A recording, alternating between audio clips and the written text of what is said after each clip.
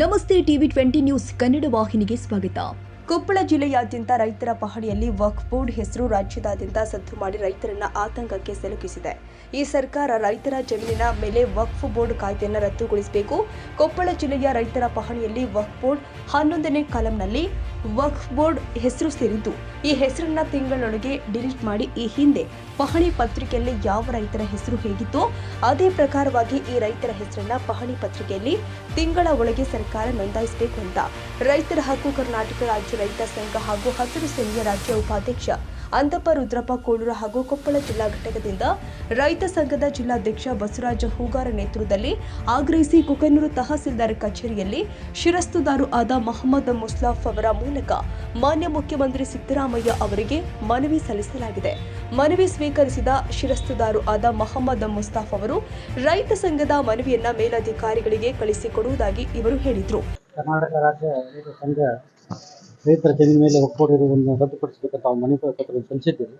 ಮನವಿ ಪತ್ರವನ್ನು ಮಾನ್ಯ ಜಿಲ್ಲಾಧಿಕಾರಿ ಮುಖಾಂತರ ಸರ್ಕಾರಕ್ಕೆ ಕಳಿಸಿಕೊಟ್ಟು ಈ ಕಾಂಗ್ರೆಸ್ ಸರ್ಕಾರ ಬಂದ ಮೇಲೆ ರೈತರನ್ನ ಗುಲಾಮರನ್ನಾಗಿ ಮಾಡಿದೆ.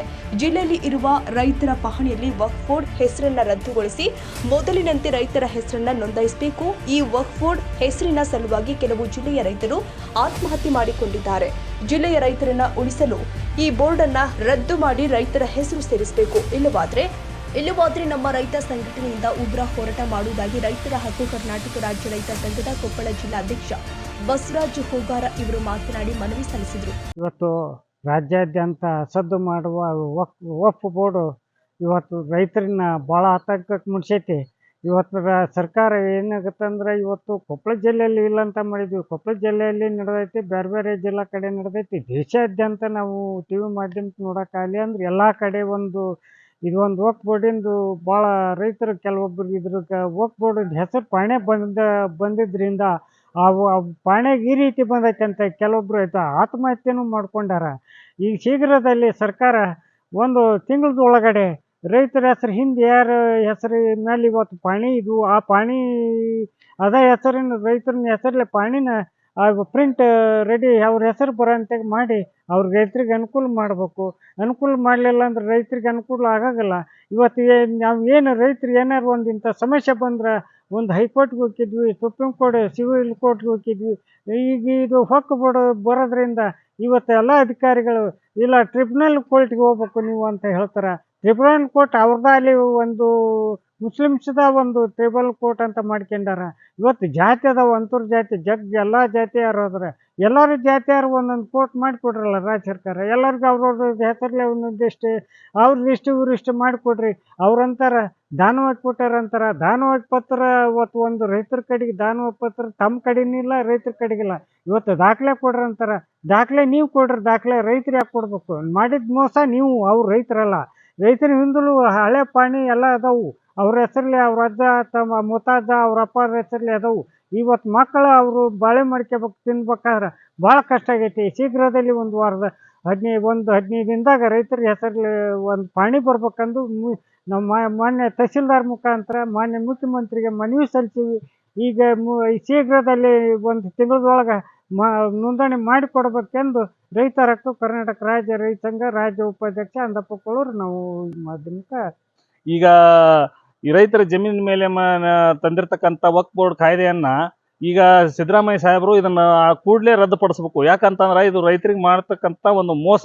ಇದು ಹಿಂದ ಬ್ರಿಟಿಷ್ ಸರ್ಕಾರ ಇದ್ದಾಗ ಹೆಂಗ ಒಂದು ರೈತರು ಒತ್ತೆ ಹಾಳಾಗಿ ದುಡಿತಿದ್ರು, ಆ ತರ ಇದು ಒಂದು ರೈತರ ಜಮೀನಿನ ಪತ್ರದ ಮೇಲೆ ಅವ್ರದ್ದು ರೈತರ ಹೆಸರೇ ಇರಗಲ್ಲ. ಆ ತರ ಒಂದು ಕಾಯ್ದೆ ಇದು. ಈಗ ಅದನ್ನೆಲ್ಲ ರದ್ದುಪಡಿಸಿ ಮೊದಲೇನಿತ್ತಲ್ಲ ರೈತರ ಹೆಸರಲ್ಲಿ ಪಾನಿ ಬರ್ತಿದ್ದು ಅದೇ ತರನ ಪಾನಿ ಬರ್ಬೇಕು. ಇಲ್ಲ ಅಂತಂದ್ರ ನಾವು ಎಲ್ಲ ರೈತ ಸಂಘಟನೆಗಳು ಕೂಡ್ಕೊಂಡು ಒಂದು ಬೆಂಗಳೂರು ಬಂದ್ ಮಾಡಿ ಒಂದು ಉಗ್ರವಾದ ಹೋರಾಟವನ್ನು ಮಾಡ್ಬೇಕಾಗತ್ತ.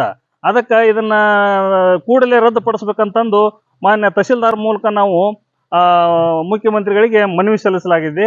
ಧನ್ಯವಾದಗಳು.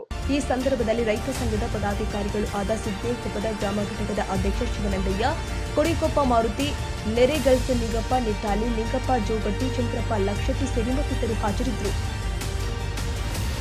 ಕನ್ನಡಿಗರ ಮೆಚ್ಚಿನ ನಿಮ್ಮ ಟಿವಿ 20 ಕನ್ನಡ ವಾಹಿನಿ ಇದೀಗ ಟಿವಿಯಲ್ಲಿ ಲಭ್ಯ. ಕರ್ನಾಟಕ ಮತ್ತು ದೇಶ ವಿದೇಶದ 360 ಡಿಗ್ರಿ ಸುದ್ದಿ ವಿವರವನ್ನ ಪಡೆಯುವುದಕ್ಕೆ TV20 ವಾಹಿನಿಯನ್ನು ಲೈಕ್ ಮಾಡಿ, ವಿಡಿಯೋಗಳನ್ನು ಶೇರ್ ಮಾಡಿ, ಕಮೆಂಟ್ ಮಾಡಿ, ಸಬ್ಸ್ಕ್ರೈಬ್ ಮಾಡಿ. HCN ಕೇಬಲ್ 842 ನಂಬರ್ನಲ್ಲಿ ಹುಕ್ಕೇರಿ ತಾಲೂಕು ಹಾಗೂ ಸಂಕೇಶ್ವರದ ಸುತ್ತಮುತ್ತಲಿನ ಹಳ್ಳಿಗಳಲ್ಲಿ ಲಭ್ಯ. PCN ಕೇಬಲ್ 129 ನಂಬರ್ನಲ್ಲಿ ಹಾರುಗೆರೆ ಸುತ್ತಮುತ್ತಲಿನ ಹಳ್ಳಿಗಳಲ್ಲಿ ಲಭ್ಯ.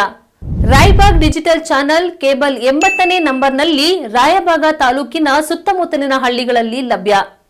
UDCN ಕೇಬಲ್ ನೆಟ್ವರ್ಕ್ ಉಗಾರ ಸುತ್ತಮುತ್ತಲಿನ ಹಳ್ಳಿಗಳಲ್ಲಿ ನಿಮ್ಮ TV20 ಕನ್ನಡ ವಾಹಿನಿಯೂ ಲಭ್ಯ.